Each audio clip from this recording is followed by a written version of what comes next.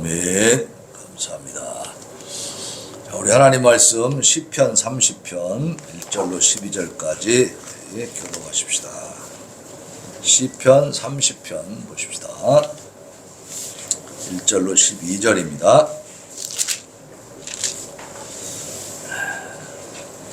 여호와여, 내가 주를 높일 것은 주께서 나를 끌어내사 내 원수로 하여금 나로 말미암아 기뻐하지 못하게 하심이니이다.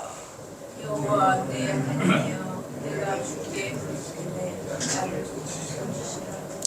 여호와여, 주께서 내 영혼을 스울에서 끌어내어 나를 살리사 무덤으로 내려가지 아니하게 하셨나이다.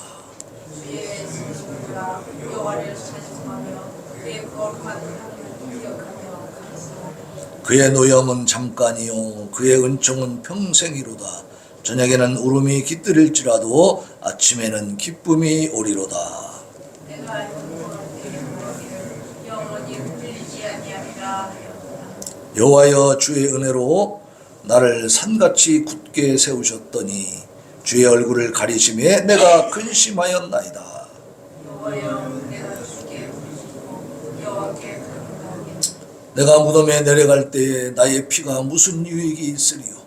진토가 어떻게 주를 찬송하며 주의 진리를 선포하리이까? 그리고 내게 예를 주시고 여호와여, 나를 부르는 자가 되소서 하였나이다. 주께서 나의 슬픔이 변하여 내게 춤이 되게 하시며 나의 베옷을 벗기고 기쁨으로 띠띠우셨나이다. 이는 잠잠하지 아니하고 내 영광으로 주를 찬송하게 하심이니 여호와 나의 하나님이여, 내가 주께 영원히 감사하리이다. 아멘. 아멘. 시간에 봉헌하는 시간입니다. 우리 이혜인 학생 하나님 앞에 특송 올려드리고 김동주 집사님 헌금위원으로 수고하시겠습니다.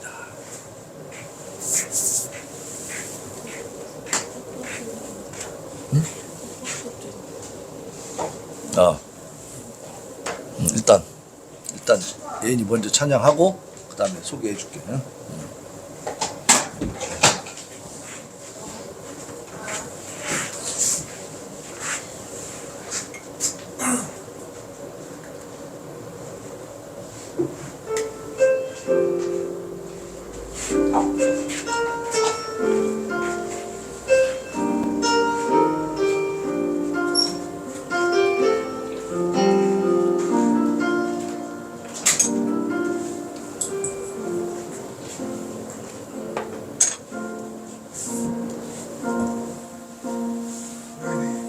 아버지 사랑 내가 노래해,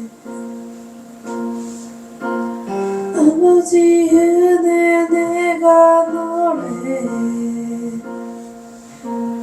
그 사랑 변함없으신 거짓 없으신 성실하신 그 사랑, 상황할 때 꺾지 않으시네, 꺼져가는 등불 끄지 않는 그 사랑, 변함없으신 거짓 없으신 성실하신 그 사랑,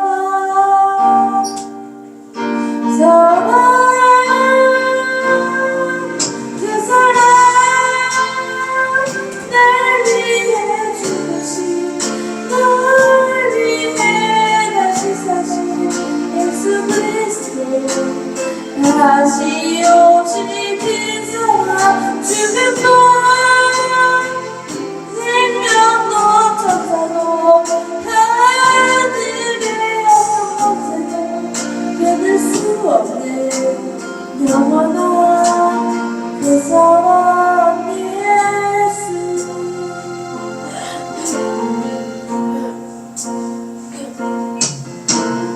아버지 사랑 내가 노래해, 아버지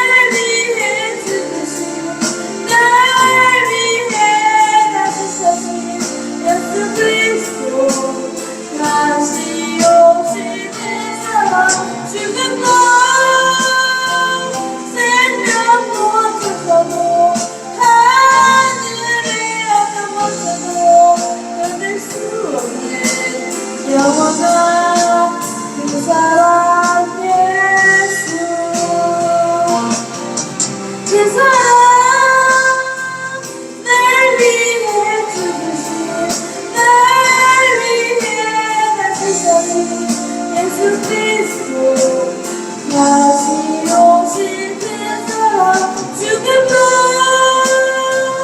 생명도 쫓아도 하늘의 어떤 것에도 믿을 수 없는 영원한 그 사랑 예수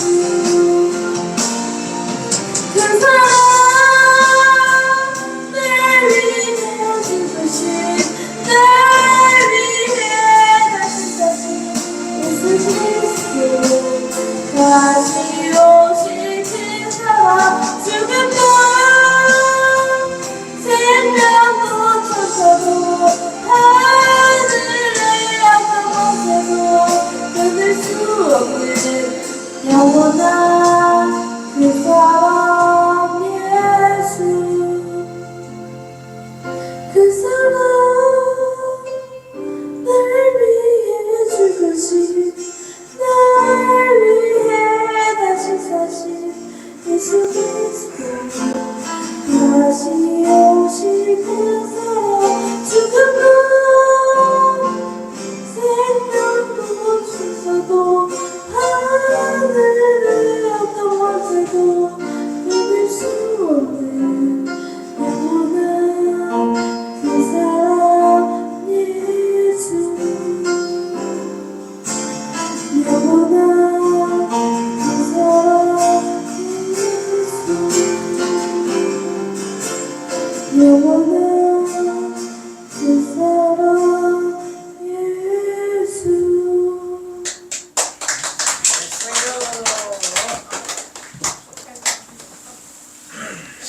예인이가 그 형제분들한테는 이번 주에 이제 학교 갑니다. 기숙사 들어가요. 이제 대학교 가는 이제 이번 주인데 대학 들어간다고 해서 뭐 찬양을 쏙 그죠? 지금까지 한 것 중에 제일 잘한 것 같아. 하는 거 보니까 굉장히 열심히 하는 게 이 신학과잖아요. 신학과 1학년 이제 입학식 끝나면 전도사님이라고 해야 돼요. 응? 우리 예인에서 예인아 그러면 안 되죠. 전도사님 그래요. 그래서 이제 오늘 찬양을 이렇게 잘 준비했고 또 우리 재혁이도 또 학교 갑니다. 이제 복학해가지고 재혁이는 멀기 때문에 매주 오기가 좀 어려울 것 같아. 그래서 재혁이도 오늘 찬양하고 특송하고 인사하고 그리고 아마 이제 중간에 올 수도 있지만 필요하면 근데 아마 이제 여름방학이 돼야 올 것 같아요. 이제 거기서 왜냐면 시험도 봐야 되고 했기 때문에 시간이 많이 없고 거리도 멀고 그래서 익산 있을 때는 매주 오라겠잖아 내가. 근데 이제 저기 충주까지 올라가야 되니까 그래서 오늘 우리 재혁이도 특송으로 인사하겠습니다.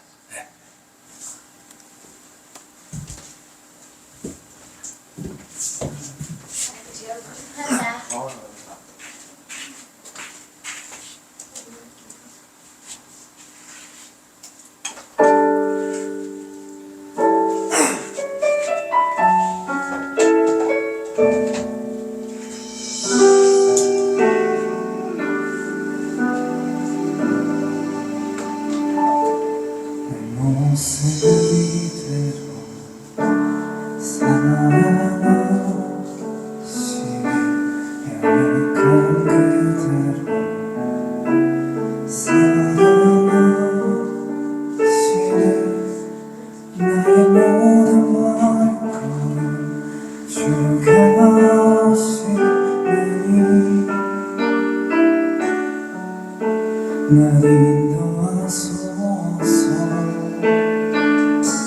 내 모습 이대로 사랑하시네 연약한 이대로 사랑하시네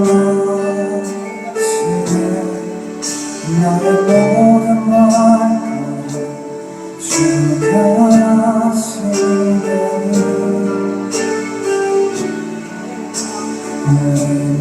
인도하소서 주의 날개 안에 거하는 것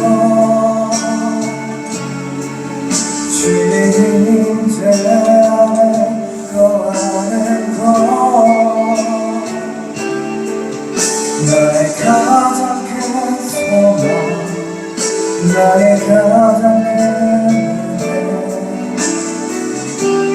주와 함께 동행하는 주의 날개 아래 거하는 것 주의 임재 안에 거하는 것 나의 가장 큰 소망 나의 가장 큰 은혜 주와 함께 동행하는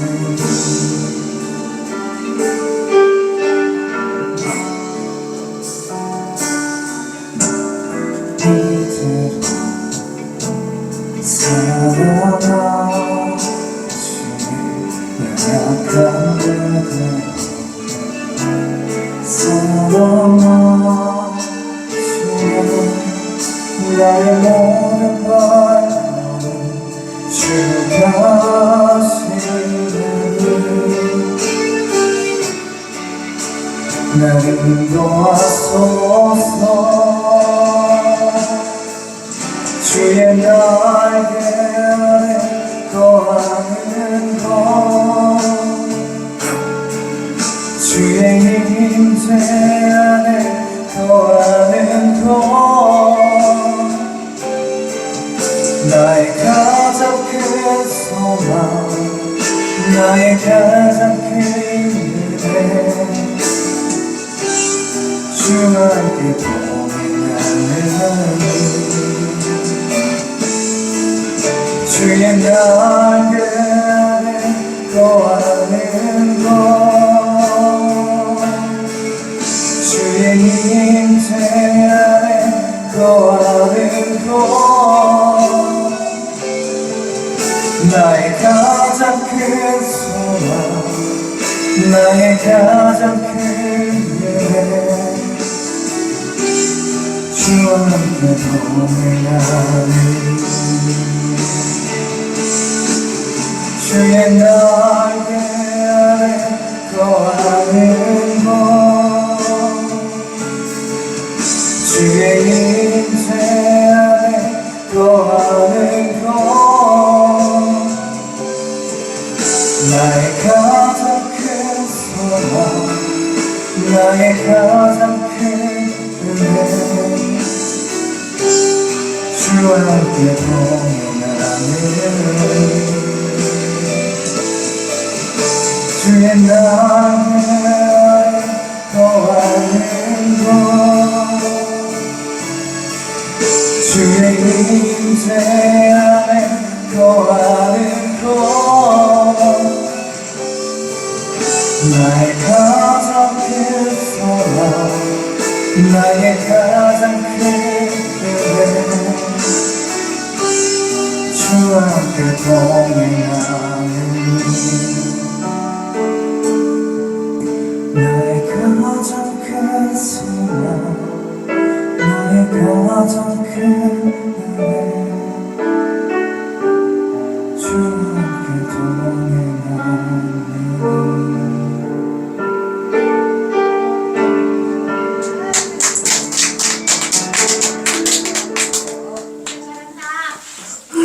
아멘.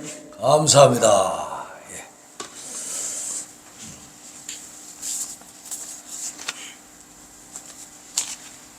아이들이 성장을 하니까 다 집을 떠나네요. 집에 있는 게 계속 있을 줄 알았더니 다 떠나. 자, 기도하겠습니다. 하나님 감사합니다. 오늘도 우리 하나님 앞에 받은 은혜와 사랑에 감사하여서 우리의 마음과 정성을 모아 하나님 앞에 11조와 주일헌금과 또 선교헌금 올려드립니다. 아버지 하나님, 이 헌금이 쓰이는 곳곳마다 하나님의 나라가 더 확장되게 하시고 많은 사람들이 구원받는 놀라운 역사가 일어나게 하시고 드린 손길마다 복에 복을 더하여 주시어서 하나님 살아계심을 체험하고 경험하면서 그 좋으신 하나님을 증거하게 하여 주시옵소서. 하나님 감사한 금 드립니다. 하나님 감사합니다. 이 허무한 세상에서 하나님의 창조를 깨닫고 삶의 의미를 발견하여 영원한 하나님 나라를 소망하며 이 땅에서 하나님의 뜻을 이루어가게 하시니 감사합니다. 우리 sem성교회 성도들이 한 사람 한 사람 하나님의 은총을 덧입고 영혼 구원의 위대한 사명을 잘 감당하게 역사하여 주시옵소서. 하나님이여 옳은 대로 이끌어 주시옵소서. 지금까지 지켜주셔서 감사합니다. 앞으로의 삶도 주님께서 지켜주시고 도와주시옵소서. 하나님 앞에 감사의 내용과 또 기도의 소원들 올려드렸습니다. 아버지 하나님 기쁘게 음양하여 주시옵시고 아버지여 이 기도의 소원들이 주님 안에서 잘 성취되고 이루어져서 하나님 앞에 더 크게 찬양하며 영광 올려드리는 귀하고 복된 인생들이 다 되게 하여 주시옵소서. 아버지 찬양금 드립니다. 하나님 주신 귀한 찬양으로 큰 부흥을 이루게 하소서. 우리 하나님께서 우리가 작은 교회고 또 경제적으로 미자립 상태이지만 그럼에도 불구하고 아버지 귀한 찬양을 주셔서 우리가 그 찬양을 통해 예배를 잘 드리게 하셨사오니 감사합니다. 저 찬양을 통해서 더 많은 성도들이 하나님 앞에 나올 수 있도록 부흥의 그 도구로 귀하게 사용되게 하여 주옵소서. 헌금을 드린 그 인생들 아버지 그 삶을 하나님께서 책임지고 운행하여 주시어서 하나님 나라까지 이기고 승리하는 그래서 하나님 나라의 승전가를 부르며 들어갈 수 있도록 하나님 은혜와 사랑으로 또한 하나님의 도우심으로 능력으로 권세로 함께하여 주시옵소서. 하나님 이 시간 부족하고 연약한 종 하나님의 귀하고 위대하신 말씀을 붙들고 섭니다. 종은 어느라고 부족하오니 감추어 주시옵시고 하나님 성령께서 친히 말씀을 선포하시고 우리 성도들의 마음판에 이 성령의 말씀들이 다 새겨지게 하여 주시옵시고 그 말씀이 삶의 원동력이 되게 하시고 판단의 기준이 되게 하시고 생각의 기준이 되게 하시고 행동의 기준이 되어서 하나님의 나라를 우리의 삶의 현장에서 이루어가도록 강하게 역사하시고 붙들어 주시옵소서. 예수님의 거룩하신 이름으로 기도하옵나이다. 아멘. 자, 인사합니다. 샬롬. 앞뒤로 좌우로 인사하겠습니다. 샬롬. 네, 감사합니다. 네. 자, 이제 2월 마지막 주일이야. 그죠? 2월 달도 이제 다 가네. 야, 정말 송구영신 예배 드린 지가 엊그제 같은데 세월이 또 이렇게 2개월이나 흘러버렸습니다. 이렇게 이제 가만히 생각해 보면 세상살이가 참 허망하고 허무하고 저는 그렇더라고요. 아무 의미가 없어요. 그래서 우리가 이제 지난 금요일 날도 우리 국가기도 했잖아요. 우리는 예배 드릴 때에 정말 우리가 가치 있는 존재구나 그걸 느끼는 거야. 네? 하나님과의 관계가 끊어져 있다면 인생은 아무것도 아닌 겁니다. 고깃덩어리가 그냥 왔다 갔다 하다가 열심히 짐승들처럼 주워 먹다가 그냥 죽고 끝나는 거예요. 그게 인생이에요. 그렇잖아요. 뭐 남는 게 뭐 있어요? 아무것도 없어요. 좀 튀르키예 저쪽에 시리아랑 거기서 지금 그 지진으로 인해서 사망자가 지금 4만 명이 넘어버리더라고. 이재민만 막 200만이 되고 그 여파로 고통받는 그러니까 지진의 피해를 입은 사람만 200만 명이 엄청나죠. 그 4만 명 넘게 죽어 있다. 그 사람이 죽었다고 해서 뭐 지구가 망합니까? 아니잖아요. 그게 어떻게 된 거냐면 이런 아파트가 저렇게 사람 다 들어있잖아요. 사람이 집안에 다 있고 건물에 다 있는데 갑자기 땅이 흔들려가지고 다 무너져 버린 거야. 그러니까 그 건물 덤이 그냥 집에 앉아있다가 그냥 묻혀버린 거라니까. 이게 얼마나 끔찍한 일입니까 이게. 무서운 일이죠. 그러니까 하나님이 한번 흔들어버리면 그냥 집에 있다가도 그냥 무너진다니까. 짜부 되는 거야 짜부. 정말 이 세상에 과연 안전한 곳이 어디 있고 영원한 것이 뭐가 있냐. 거기서 죽은 사람들은 어른들만 있는 게 아니라 노인들만 있는 게 아니잖아요. 그죠? 아이들도 많아요. 그래서 우리가 예수 그리스도를 믿고 창조주 하나님을 만나서 그 하나님의 말씀 안에서 하나님과 관련된 삶을 산다는 것을 감사하시길 바랍니다. 이 시간보다 또 하나님의 뜻을 이루어가는 것보다 더 귀하고 더 가치 있고 영원한 일이 어디가 있냐. 그러니까 예배 드릴 수 있다는 사실이. 그러니까 이 맛을 아는 사람들은, 이 영적인 진리를 아는 사람들은 북한에 있어도 예배를 드릴 수밖에 없다니까. 그러겠죠. 예배 안 드리고는 견딜 수 없는 거야. 잡혀가서 죽더라도 나는 예배를 드려야겠다는 거지. 그래서 지하교회 성도들이 있는 겁니다. 우리가 오늘도 이제 하나님의 자녀 되어서 영원한 천국의 상속자들이 되었는데, 이렇게 믿은 사람들이 이제 문제는 뭐냐면 어떻게 살 것인가 그거야. 어떻게. 그죠? 바로 천국으로 쫙 올라가면 좋겠는데, 구원받고 천국에 있다는 걸 확신하고 이제 하나님 만나는 이 감격이 있었는데, 문제는 뭐냐? 믿지 않는 자들과 살아야 돼. 그죠? 이 땅에 나가서, 세상에 나가서 살아야 된다고. 그래서 이제 예배를 통해서 우리가 얻는 것은 뭐냐면, 믿음이 약해지는 것을 다시 강화시키고 확신을 얻고, 그 다음에 어떻게 살아야 될 것인가 하는 지혜를 얻는 시간인 줄로 믿습니다. 그리고 우리가 지금 어떻게 살아왔는가, 내가 살아온 것이 지금 맞는가, 무엇이 잘못되어 있는가, 이것도 깨닫는 거예요. 우리 샘선동교회 예배가 지금 공예배가 주일 대예배가 있죠. 또 수요일 예배 있죠. 그 다음에 또 뭐 있죠? 금요일날 국가 기도회가 있어요. 다른 교회에 비해서 공적으로 드리는 예배가 많은 편이야, 적은 편이야? 많지 않아요. 우리 교회 적은 거예요. 지금 다른 교회들은 아마 점심 먹고 또 오후 예배도 드리고 그럴 거야. 그런데도 많이 있어 지금. 다시 다 해요 지금 식사하고. 우리 교회는 아직 어떤 그 여건이 조성이 안 돼서 우리가 그냥 오전 예배만 드리고 이제 가는 거예요. 그러니까 오후 예배 없으니까 더 적지. 또 새벽 기도 계속 드리는 교회도 있습니다. 새벽 예배. 그런 교회들. 그러니까 우리 교회는 공예배가 그렇게 많은 편이 아닙니다. 적습니다. 그러나 그 공예배가 굉장히 은혜스럽고 성령 충만하고 하나님 기뻐하시는 예배인 줄로 믿습니다. 그 시간만 딱 빠지지 않고 나오면 신앙의 성장이 이루어져요, 안 이루어져요? 엄청나게 성장하게 돼 있어요. 하이델베르크 요리문답을 강해하는 교회가 어디가 있어? 한번 찾아봐요. 다른 교회. 하이델베르크 요리문답 알아요? 그러면 물어봐. 우리 권수익 성도님도 그 주인한테도 물어봐. 하이델베르크 요리문답이라고 들어봤냐고. 전혀 모르는 사람들이 태반입니다. 그거 우리는 수요일날 여기 주부에도 딱 넣어놨잖아요. 이렇게 주부에다 이렇게 실어가지고, 그죠? 이렇게 항상 똑같은 게 아니에요. 그죠? 계속 넘어가죠.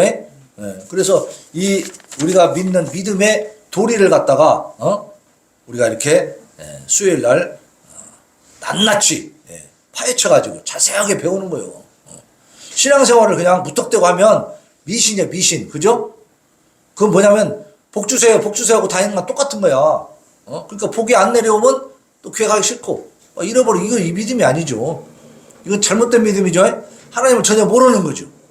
하나님을 제대로 알려면 우리가 이렇게 공예배에 와서 예배를 드리고, 그리고 우리 대한민국이 만약에 무너져 버리면 우리에게 자유가 있습니까?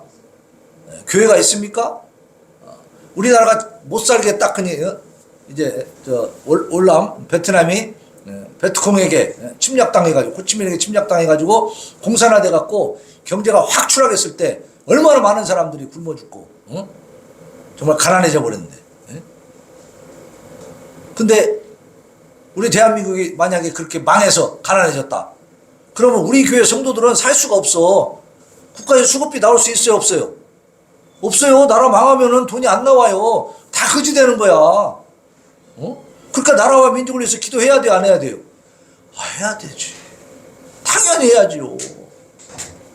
안 믿는 사람들 입장에서도 나라와 민족을 걱정해야 되는 거예요. 그죠? 그 사람들은 걱정뿐이지. 그러나 우리는 어떻게 해요? 기도할 수 있잖아. 왕군의 여호와 하나님 앞에 왕 중에 왕이신 예수님께 우리는 기도할 수 있잖아요. 기도하는 자리를 우리 교회는 매주 만들고 있다고. 나라와 민족을 위한 국가 기도 성회를 하는 그 매주마다 하는 교회는 드뭅니다. 그런 교회는 많지 않아요. 그러니까 우리 교회는 작지만 어때요? 작은 거인입니다. 작은 거인이요. 우리는 정말 여러분 잘 생각해봐요. 얼마나 알차게 지금 이 프로그램이 짜여져 있는지. 예배 그 균형이 딱 맞춰져 있어요. 그러니까 여러분들 이 공예배는 절대 빠지지 마시고 참여해서 영적인 성장을 이루시기를 바랍니다. 그래서 하나님을 더 깊이 알고 또 하나님 주신 사명을 잘 감당하면 앞길이 확 열리는 거예요. 그 인생을 하나님 책임져 주신다고 했으니까. 그래서 여호와는 나를 도와주는 분이다 그 말이에요. 나에게 복을 주기를 원하시는 분이다 그 말이에요. 오늘 말씀의 제목 보겠습니다. 말씀의 제목 시작. 여호와여 나를 돕는 자가 되소서. 자, 되소서 그럼 뭐야? 명령형 같죠, 명령형. 여호와여 나를 돕는 자가 되소서. 이거 이제 명령이라고 막 시비 가는 사람들이 있는데, 그럼 다윗한테 가서 이제 뭐라고 해야지? 왜 이렇게 기도를 하냐고 막, 그죠? 근데 이런 그 명령형으로 되어 있는 기도들은 어떤 내용입니까?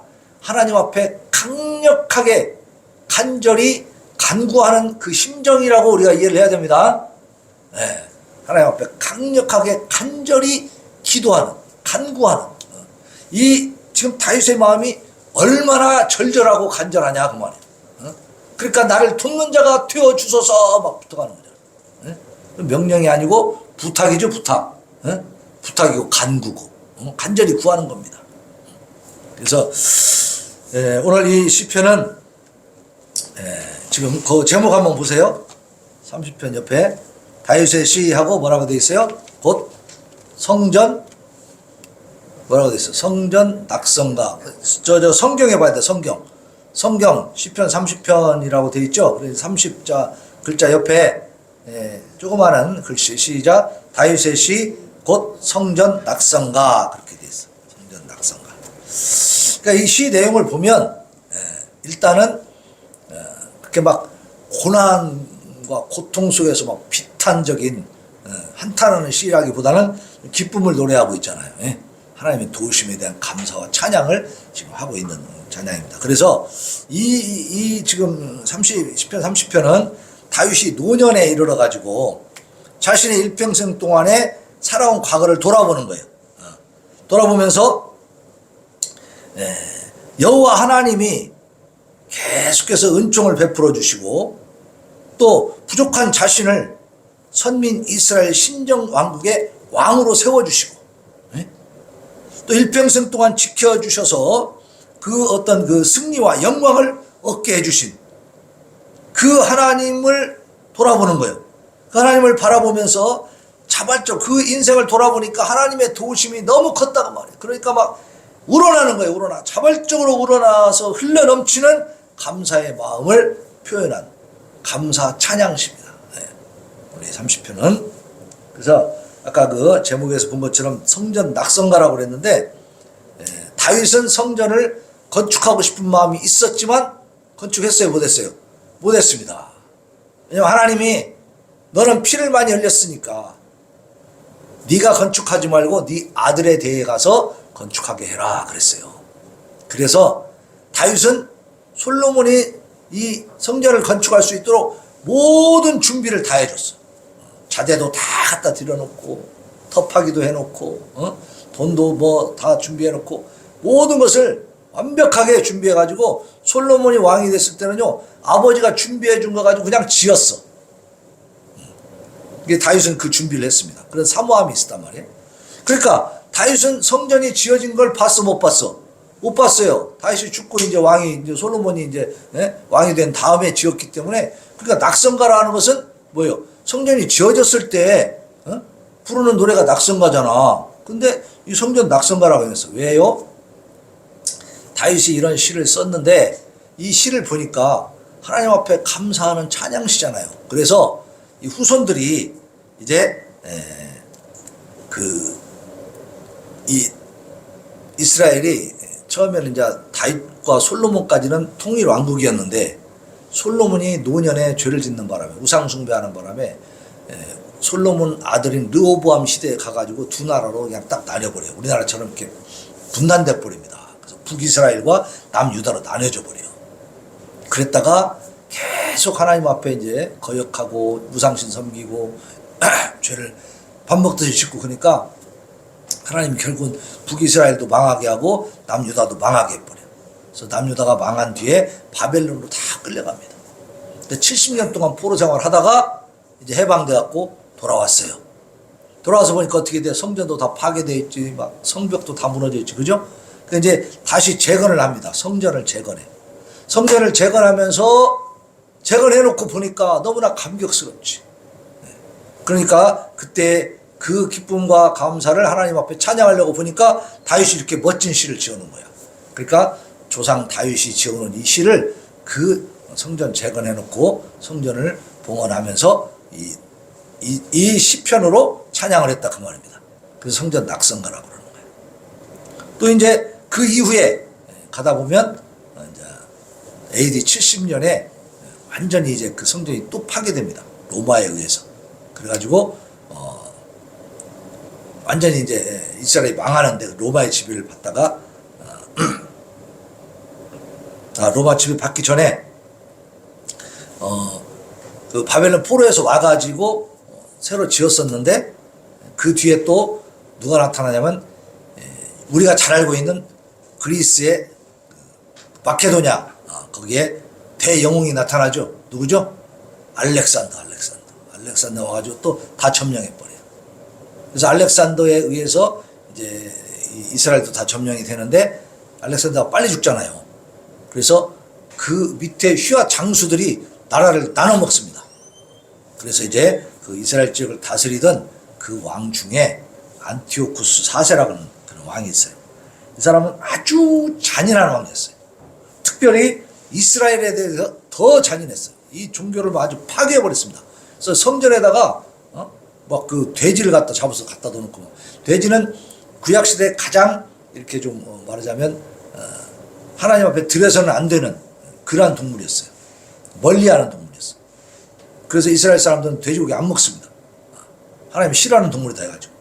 근데 그 돼지를 잡아서 성전에다 갖다 집어넣어버려요. 그러니까 막 이스라엘 종교를 완전히 모욕하고 모독한, 그리고 그냥 굉장히 잔인하게 거기에 항거하는 사람들을 죽이고 그랬어요. 그래서 결국 이제 마카비 가문이 일어나가지고 이스라엘의 복원운동이지, 독립운동이지 쉽게 말해서 그것이 일어나가지고 마카비가 이제 군대를 동원해가지고요 그 세력을 몰아냅니다. 그래서 독립을 시켜 다시 이스라엘을. 그래가지고 독립되고 나니까 이제 제일 먼저 뭘 해야 돼? 성전. 그 성전을 또 건축합니다. 그때 그 성전을 수축하고 이제 보수하고 해서 다시 세웠을 때에도 어떻겠어요? 그 엄청난 치욕을 당한 상태였었기 때문에 우리나라도 일제 35년, 36년 이렇게 지내다 보니까 해방됐을 때 기뻤어요, 안 기뻤어요? 지금까지도 그 감격이 있잖아요. 예. 마찬가지로 이 이스라엘도 그렇게 안티오쿠스 4세에 의해서 완전히 그냥 모독당하다가 이제 마카비 가문이 일어나가지고 군대를 소집해서 이스라엘이 독립운동해갖고 딱 이제 물리치고 자기 나라를 다시 확보했어. 그래서 성전을 다시 보수하고 다시 세우니까 기쁨이 있겠어요, 없겠어요? 엄청난 감격이 있지. 그러니까 그때도 이 시편 30편을 가지고 이제 찬양을 했다는 거야. 그래서 이제 성전 낙성가다 이렇게 이제 제목이 붙어 있습니다. 그러면은 이 이스라엘의 위대한 왕인 다윗이 이 시편 30편을 지었는데 이 시의 구성이 어떻게 되어 있느냐. 먼저 1절로 3절에 보면 평생 동안 각종 은혜를 베풀어 주신 하나님께 대한 찬양이 나옵니다. 한번 읽어볼까요? 자, 30편 1절부터 시작. 여호와여, 내가 주를 높일 것은 주께서 나를 끌어내사 내 원수로 하여금 나로 말미암아 기뻐하지 못하게 하심이니이다. 이건 뭐예요? 원수로부터 나를 끌어내서 나를 구해 주셨다는 얘기죠. 네. 그 다음에 2절. 여호와 내 하나님이여, 내가 주께 부르짖음에 나를 고치셨나이다. 그렇죠? 하나님 앞에 부르짖을 때에 하나님이 나를 고쳐주시고 변화시켜 주시고 다시 일어서게 해주시고. 3절 보면 여호와여, 주께서 내 영혼을 스올에서 끌어내어 나를 살리사 무덤으로 내려가지 아니하게 하셨나이다. 죽을 고비에 있을 때 하나님이 구원해 주셨다. 그래서 그 하나님을 찬양하고 있는 거죠. 우리도 과거를 돌아보면서 하나님이 도와주신 하나님의 손길들을 깨달을 수 있기를 바랍니다. 그리고 감사하시기 바랍니다. 매일같이 과거의 삶에 돌아보면서 원망, 불평, 막 그냥 한탄 이것만 하면 앞으로도 발전이 있을까요? 없을까요? 없어요, 발전이. 그리고 그 인생은 비참한 인생이지. 예? 과거를 돌아보면서 그때그때마다 하나님이 도와주셨다는 사실을 깨닫는 것은 큰 은혜요, 복입니다. 이 다윗은 그런 인생을 산 거예요. 노년에 가서도 계속 하나님을 기억하고 하나님을 과거의 삶 속에서 하나님을 발견하는 거예요. 하나님의 도우심을 발견하는 겁니다. 그래서 하나님을 찬양하고 있어요. 4절과 5절에서는 백성들에게 하나님을 찬양하라고 요청해요. 다윗은 왕이기 때문에 반드시 백성들에게 메시지를 전합니다. 그죠? 여기 4절 5절 같이 읽읍시다. 시작. 주의 성도들아 여호와를 찬송하며 그의 거룩함을 기억하며 감사하라. 그의 노염은 잠깐이요 그의 은총은 평생이로다. 저녁에는 울음이 깃들일지라도 아침에는 기쁨이 오리로다. 네. 그러니까 주의 성도들아 여호와를 찬송하며 그의 거룩함을 기억하며 감사하라. 원망 불평 그냥 맨날 한탄하지 말고 감사하시길 바랍니다. 하나님을 찬양하시길 바랍니다. 네. 그리고 이제 6절과 10절에 보면 6절로 10절에 보면 다윗의 신앙 간증이 나와요. 하나님 앞에서 자만한 결과 고난에 처해졌었고 그로 인해서 하나님을 간절히 찾고 그분의 긍휼을 구했던 사실을 고백하고 있어요. 아주 진솔합니다. 다윗은 자기 자신을 속이지 않아. 백성들 앞에 창피하니까 이런 거 속이고 내가 좀 잘했다고 해야지, 내가 거룩한 모습만 보여야지, 내가 훌륭한 모습만 이게 아니에요. 자기의 부족함도 인정하고 지금 고백하고 있는 내용입니다. 자, 6절부터 한번 보세요. 자, 내가 형통할 때 말하기를 영원히 흔들리지 아니하리라 하였도다. 자, 여기까지 보면 굉장히 좀 교만한 거죠. 내가 형통하니까 영원히 흔들리지 않을 거야. 내가 왕위를 처리했으니까 이 왕국은 영원할 거야. 누가 나를 감히 건드려 이러면서 교만이 올라왔다고 말이야. 여호와여 주의 은혜로 나를 산같이 굳게 세우셨더니, 그러니까 하나님이 세워주신 거야. 그 왕권에, 왕위에 잘 되게 해주신 거. 지금 내가 잘 되고 있는 것은 하나님이 해주신 거라고 말이에요. 그런데 주의 얼굴을 가리심에 내가 근심하였나이다. 내가 하나님을 의지하고 감사하는 마음이 살짝 떠나고 내 교만이 딱 올라오니까 하나님의 얼굴이 딱 가리워졌어. 그러니까 어떻게 됐다고요? 근심이 들어와. 근심이. 예? 그러니까 근심이 들어오는 순간 다윗은 빠릅니다. 영적 감각이. 바로 어떻게 했어요? 자, 몇 절이에요? 8절 읽어요. 시작. 여호와여 내가 주께 부르짖고 여호와께 간구하기를 내가 무덤에 내려갈 때 나의 피가 무슨 유익이 있으리요. 진토가 어떻게 주를 찬송하며 주의 진리를 선포하리까. 이게 하나님 앞에 자기가 하나님을 살짝 떠나서 내가 하나님 위치에 올라가는 이 교만이 딱 올라오니까 바로 하나님이 싹 얼굴을 가리시고 그 순간에 뭐가 느껴졌어요? 근심이 딱 생기는 거예요. 그러니까 어떻게 했어? 바로 하나님 앞에 부르셨어요. 하나님 앞에 기도했다고 말이에요. 여러분들 마음에 근심이 생길 때 하나님 앞에 기도하시기 바랍니다. 그 타이밍이 바로 기도할 타이밍이에요. 기도할 타이밍. 영적으로 살아있는 사람들은 반드시 이때 이 기회를 놓치지 않습니다. 하나님 앞에 기도하는 거예요. 근심 걱정하고 있지 말고 기도하시기를 바랍니다. 네. 자, 그렇게 기도하면 10절이죠. 10절. 여호와여 들으시고 내게 은혜를 베푸소서. 여호와여 나를 돕는 자가 되소서 하였나이다. 네. 하나님 앞에 은혜를 베풀어 주세요. 네? 나를 돕는 자가 되어 주세요. 하나님 앞에 간절히 구했다는 거죠. 그래서 11절에 보면 주께서 나의 슬픔이 변하여 내게 춤이 되게 하시며 나의 베옷을 벗기고 기쁨으로 띠띠우셨나이다. 응답 받았어요? 안 받았어요? 받았다는 거지.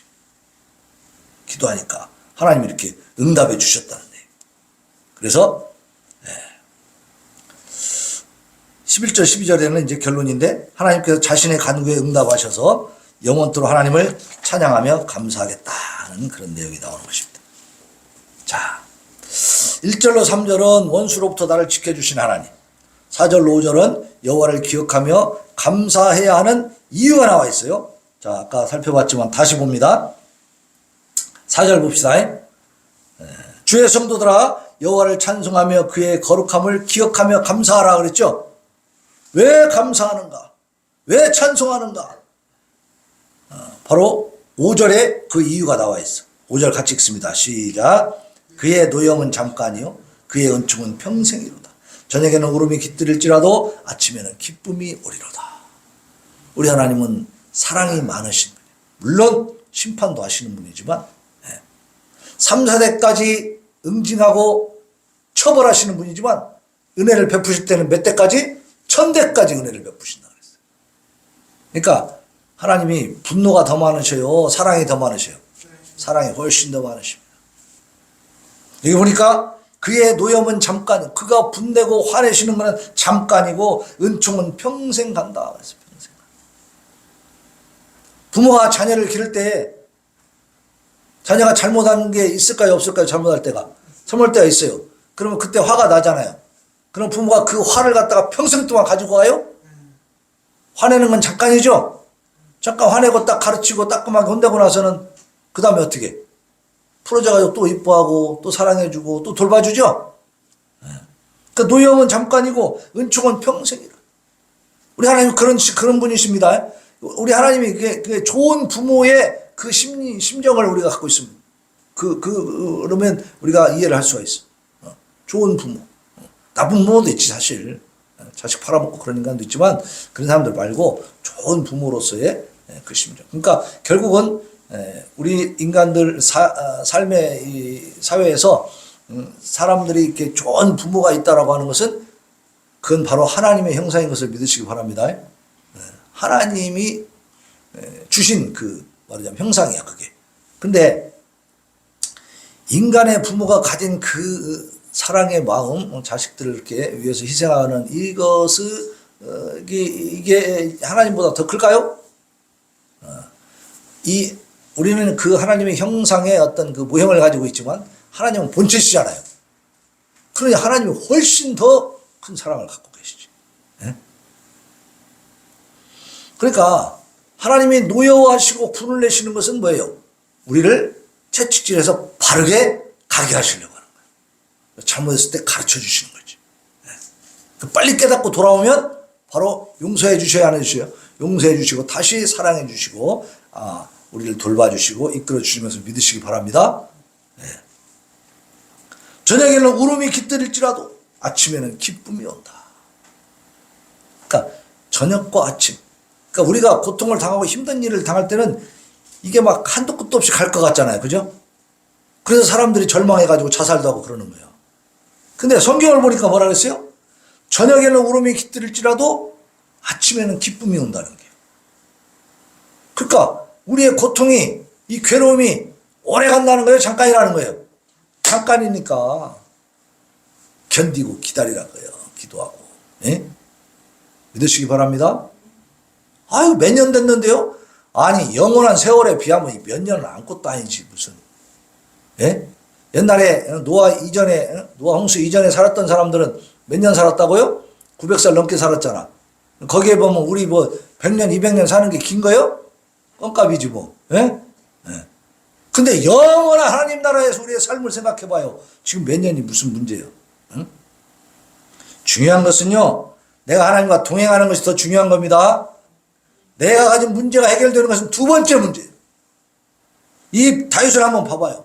다윗은 오직 고통 가운데서도 전혀 어떤 그 해결책이 보이지 않는, 빛이 보이지 않는 그런 터널 속에서도 반드시 하나님이 나를 인도해 내시고 반드시 나를 이 터널에서 나가게 하실 거라는 선취적 신앙을 갖고 있었잖아요. 그 신앙을 가지고 견디고 이겨내시길 바랍니다. 신앙은 그래서 인내야, 인내. 참고 견디고 끝까지 이겨야 되는 거예요. 이게 싸움입니다, 싸움. 그리고 이제 6절로 10절에서 다윗의 교만과 회개가 나오죠. 여호와여 나를 돕는 자가 되소서. 그러니까 자기가 하나님을 조금 등한시하고 자기 능력을 의지하고 좀 자기를 과시하다 보면 바로 뭐가 찾아오냐면 걱정, 근심이 찾아와 버려요. 왜? 내가 해야 되니까. 내가 주인 돼 버리니까. 그때 바로 어떻게 했다고요? 하나님께 부르짖고 여호와께 간구했다 그랬어요. 그렇게 간구했을 때의 그 내용을 봅시다. 어떻게 간구했는가? 자, 오늘 말씀의 제목이 들어있는 10절 같이 다시 한번 읽읍시다. 시작. 10절 말씀. 여호와여 들으시고 내게 은혜를 베푸소서. 여호와여 나를 돕는 자가 되소서. 이렇게 기도했다는 거예요. 여러분도 그렇게 기도하시기 바랍니다. 다윗처럼 기도하는 거예요. 하나님, 내게 은혜를 베풀어 주시옵소서. 내 기도를 들어주시옵소서. 나를 돕는 자가 되시옵소서. 기도하시기 바랍니다. 네. 여러분이 간절히 눈물을 흘리며 기도면 하나님이 들으시고 기억하시고 반드시 이루어 주십니다. 때가 되면 이루어질 것을 믿으시기 바랍니다. 아이고 배고파. 그리고 이제 11절과 10절에는 나의 슬픔이 변하여 춤이 되게 하신 여호와를 영원히 찬양하며 감사하겠다. 이렇게 말하고 있죠. 자, 11절 봐요. 11절. 주께서 나의 슬픔이 변하여 내게 춤이 되게 하시며 나의 베옷을 벗기고 기쁨으로 띠띠우셨나이다. 우리의 슬픔이 있다면 이것이 뭐가 되게 하신다고요? 춤이 되게 해주신다. 내 슬픔을 하나님 앞에 고하면서 맡기시기 바랍니다. 내 슬프고 고독한 사연을 하나님 앞에 다 고백하면서 눈물 흘리면서 다 맡기면 하나님이 내 마음에 평안을 주시고 기쁨을 주셔서 내가 춤을 추게 된다는 거예요. 춤을 추게 돼. 베옷을 벗기고 기쁨으로 띠띠우셨나. 베옷은 뭐냐면 초상났을 때 입는 게 베옷이요. 고통스러울 때, 괴로울 때. 근데 그 베옷을 벗기고 기쁨으로 띠를 띠우셨어. 여러분들, 하나님이 주시는 하나님 안에서의 춤과 기쁨을 누리시기를 바랍니다. 스탠드바 가서 막 술 먹고 막 흔드는 그 조명들 안에서 추는 춤은 사탄 마귀 저 지옥에서 불구덩이에서 펄떡펄떡 뛰는 거예요. 그거 그냥 막 뜨거워가지고 그런 춤은 별로 진정한 기쁨이 없어. 그 순간만 기쁜 것 같지. 결국은 망하는 길이. 그러나 주 안에서 하나님 주시는 기쁨과 춤은 성령의 역사가 있고 이 기쁨으로 세상을 밝히게 되는 줄로 믿습니다. 내 삶도 변화되고 내 주변의 사람들도 변화시킬 수 있어. 사실요, 이 주변에도 보면 어둡고 깜깜한데 사는 사람들 많아요. 지난번에는 어떤 여기 이제 우리가 지금 차를 예전처럼 이렇게 중간에도 안 대고 뒤로 제가 빼잖아요. 새로 이사 온 사람이 뭐라고 하냐면 전화가 왔어.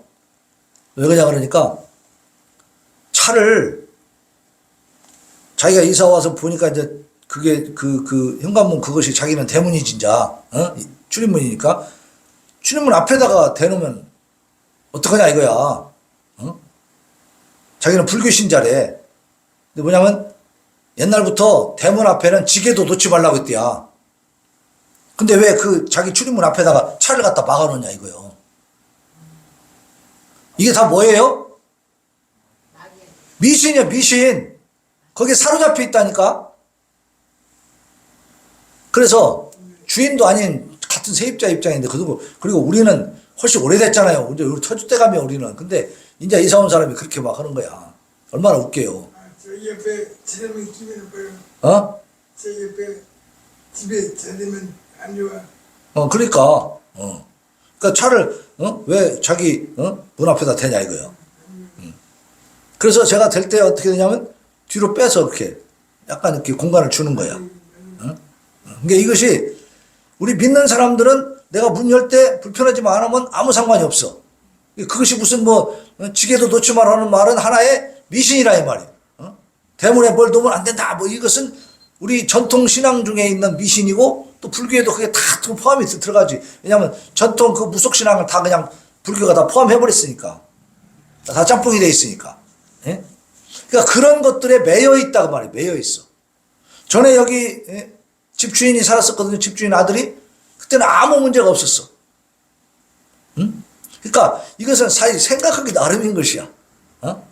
그런데 우리의 신앙의 눈으로 보면 내가 불편하지만 않으면 상관이 없는 거야. 근데 남이 불편하더라도 내가 가진 이 미신이 통해야 되는 거야. 이 사람도 왜 그것이 자기가 복을 받냐 못 받냐 지금 사활이 걸려 있으니까. 거기에 사활을 걸고 산다는 것이 불쌍해 보여요? 대단해 보여요? 그래서 진짜 제대로 된 하나님을 알지 못하면 이렇게 되는 거예요. 그래서 지난번에 또 한 번 전화가 왔어. 뭐라고 하냐면, 뭐 몇 번 차 번호를 알려주면서 이 차 아시냐고 물어봐서, 아, 그 차는 나하고 상관없는 차다. 그랬더니, 그 차가 그 문 입구에다 바짝 붙여놔 버렸대. 그래서 자기가 문을 열 수가 없다는 거예요. 그래서 그 차는 우리 교회하고 상관없는 차다 그랬어요. 그러면서 막 이 사람이 말하자면 좀 약간 울먹이더라고 막. 그 차가 이렇게 막 못 나가니까. 응? 우리는 차 댈 때도 항상 공간을 띄우거든. 충분히 다닐 수 있게 만들어졌거든. 근데 우리 보고 뭐라고 하니까 우리는 그냥 뒤로 빼버린 거야. 근데 우리 차 없을 때가 많죠 여기에. 그냥 다른 차가 막 갖다 바짝 붙여버린 거야. 근데 참 어리석은 거예요. 우리 그 주차 방지하는 이거 고깔 있잖아. 그걸 만든 이유가 그거거든. 그게 내가 원래 만든 게 내가 만든 게 아니야. 여기 밑에 집주인 아들이 살면서 그런 일이 생기는 거예요. 다른 차들이 막 바짝바짝 붙이는 거야. 자기가 드나들기 불편하잖아요. 그러니까 그걸 해갖고 자기가 이렇게 만들어 놓더라고. 그 집주인 아들이 만들어 놨던 거야. 그래서 나도 그것을 존중해 준 거예요 또. 그래서 그것을 놓고 있었어요. 그랬더니 그래갖고 이제 우리 김동희 수사님이 갖고 온 걸 또 바꿔서 놨잖아요. 부서져가지고. 그랬더니 이 사람이 사와가지고 그거를 막 철로 던져버려. 물어보지도 않고 이제 이사 온 사람이 좀 상황을 봐야 될 거 아니야. 그죠? 전혀 요즘 사람들이 이상하더라고. 자기가 대장이더만. 그래서 내비뒀어. 우리도 안 났어 그냥. 그랬더니 그게 없으니까 차들이 더 바짝 될 수가 있지. 그걸 방지하기 위해서 놓은 거거든. 그렇게 사람이 비신을 가지고 사는 사람들이 똑똑한 것 같지만 어때요? 자기가 그냥 칼을 물고 있는 거예요. 자기한테 화살을 겨누고 산다니까. 바보 같아요.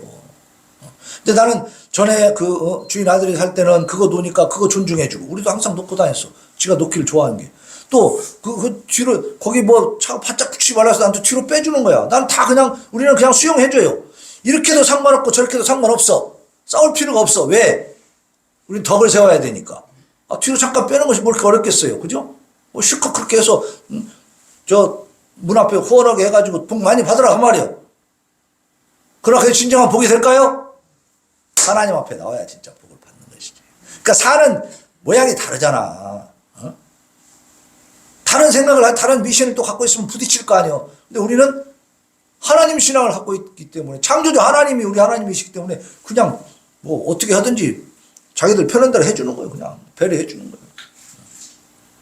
그래서 그 고깔도 내가 안 놓고 다니는 거예요. 자기가 싫어하니까. 막 던지고 막 그랬으니까. 그래서 언제부터 안 놓잖아, 내가. 그죠? 안 놔도 상관없어, 우리는. 우리가 뭐 불편할 게 없어요, 하나도. 예? 본인에게 이익이 되는지 해가 되는지도 모르고 그렇게 행동을 하더라, 이 말. 이것은 지혜가 없기 때문에. 어떤 지혜? 하나님 주신 지혜가 없으니까. 말씀을 듣고, 창조주 하나님의 말씀을 듣고, 그 말씀을 통해서 삶의 원리를 깨달아가야 될 줄로 믿습니다. 그래야 사람들이 지혜롭게, 그래서 이 대한민국도 이렇게 잘 살게 되는 것이 하나님 믿는 사람들이 하나님 앞에 지혜를 구해가지고 이만큼 만든 줄로 믿으시기 바랍니다. 그렇지 않으면 어림도 없어요. 저 북한 보세요. 똑같은 민족이잖아. 근데 하나님을 막 무시하고 지그들이 하나님 노릇하고 하나님 앞에 기도도 못하고 찬양도 예배도 못 드리게 해버리니까 어때요? 살기 좋아요? 지옥 만들어버렸잖아요. 자, 다윗은 고난 중에 수없이 구원을 호소했을 뿐만 아니라 구원을 받은 이후에도 어려움 가운데서 다시 회복된 뒤에도 전쟁에 정말 패배해가지고 다 죽게 된 상황에서 다시 회복시켜가지고 역전승해서 다시 왕권을 찾았을 때에도 여호와만을 의뢰하는 그러한 신앙을 잃지 않았습니다. 사람들이 화장실 갈 때고 나올 때 마음이 같아 달라. 하나님 앞에 막 힘들 때는 막 기도해. 그래서 딱 해결되면 언제 받냐는 식으로. 네? 우리 박영수 집사님도 하나님 앞에 감사할 줄 알아야 됩니다. 목사님 퇴원해요. 이번에요. 나 좀 태워줘요. 그렇게만 하지 말고 그렇게 도움을 받았을 때는 어떻게 해요? 하나님 앞에 감사할 줄 알아야 돼. 감사. 네. 그래서 다윗은 이렇게 하나님 앞에 감사할 줄 아는 신앙을 계속 가지고 있었다. 힘들 때에도 잘 됐을 때에도. 예? 자, 오늘날 우리의 모습을 보면은 하나님의 엄청난 은혜를 입었음에도 불구하고 그 은혜를 쉽게 잊어버리고 마땅히 드려야 될 감사 찬양에 너무도 인색한 그런 생활을 하고 있는 것을 우리가 발견하게 됩니다. 하나님 앞에 인색하지 않은가. 시간도 안 드리려고 그러고 물질도 안 드리려고 그러고 우리가 그렇게 살 때는요, 그만큼밖에 복을 못 받는다는 걸 알아야 돼. 하나님 앞에 확 열면 하나님이 더 크게 부어주실 것을 믿으시기 바랍니다. 이것이 원리예요, 원리. 하나님의 원리. 다윗과 같은 일관성 있는 믿음, 그러한 신앙으로 끝까지 승리하는 우리 성도들 되시기를 예수님의 이름으로 축원합니다. 네, 감사합니다. 오늘 설교가 너무 마음에 들었나 우리 김동희 집사님 박수도 쳐주네요. 은혜 많이 받았어요. 자, 우리 429장 찬송 부르면서 하나님 앞에 결단과 다짐의 기도 올려드립시다.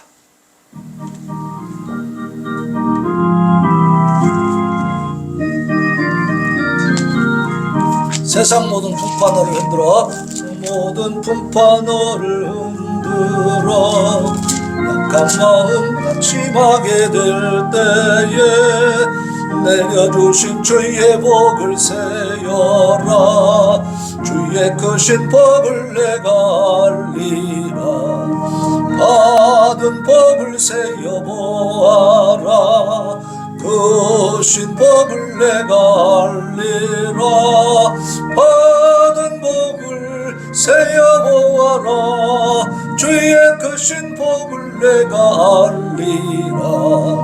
세상 근심 걱정 너를 누르고 십자가를 등에 지고 나갈 때 주가 내게 주신 복을 세어라.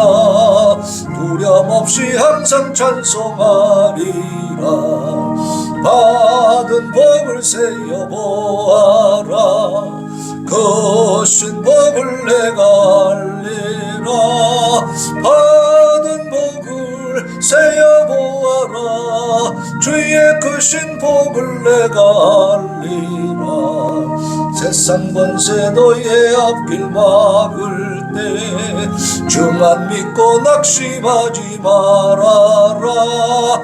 천사들이 너를 보호하리니 염려 없이 앞만 보고 나가라. 받은 복을 세어 보아라. 크신 복을 내가 알리라. 받은 복을 세어 보아라. 주의 크신 복을 내가. 이 시간에 하나님 앞에 여호와여 나를 돕는 자가 되소서. 여호와여 들으시고 은혜를 베풀어 주시옵소서. 하나님 앞에 부르짖어 기도하는 이 신앙이 언제나 일관되게 다윗처럼 유지될 수 있도록 하나님 도와주시옵소서. 우리가 이제 이 신앙을 견지하며 하나님의 온전한 뜻을 이루어 가겠습니다. 결단하는 기도를 하나님 앞에 올려드립니다. 주여 주여 주여. 아버지 도와주세요. 하나님, 우리 연약해서 참으로 일이 쓰러지고 저리 넘어지고 아버지 하나님이여, 아버지 하나님이여, 참으로 하나님의 그 귀하신 뜻을 우리가 제대로 믿지 못하고 의지하지 못할 때가 많습니다. 하나님 용서하여 주시옵시고 이 시간 아버지여 다윗의 신앙을 본받았습니다. 우리의 과거의 삶을 돌아보면서 하나님의 손길을 발견하게 하여 주십시오. 하나님의 은혜와 사랑을 우리가 깨닫게 하십시오. 하나님 앞에 더 크게 전함하며 영광 올려드리게 하시고 아버지 하나님이여, 우리의 삶의 현장 가운데서 우리에게 하나님 주신 비전을 따라서 하나님의 뜻을 이루어가는 삶을 더욱더 확실하게 견디해 나갈 수 있도록 더욱더 아버지 하나님께 중점적으로 아버지 하나님 앞에 집중된 삶을 살아갈 수 있도록 주여 인도하여 주시기를 원합니다. 우리는 부족하고 연약합니다. 아버지여 도와주시옵소서. 하나님 생각나게 하시고 가르쳐 주시옵소서. 성령의 빛을 아버지께서 비추어 주시옵소서. 말씀의 빛을 비추어 주시옵소서. 예수 그리스도의 빛으로 비추어 주시옵소서.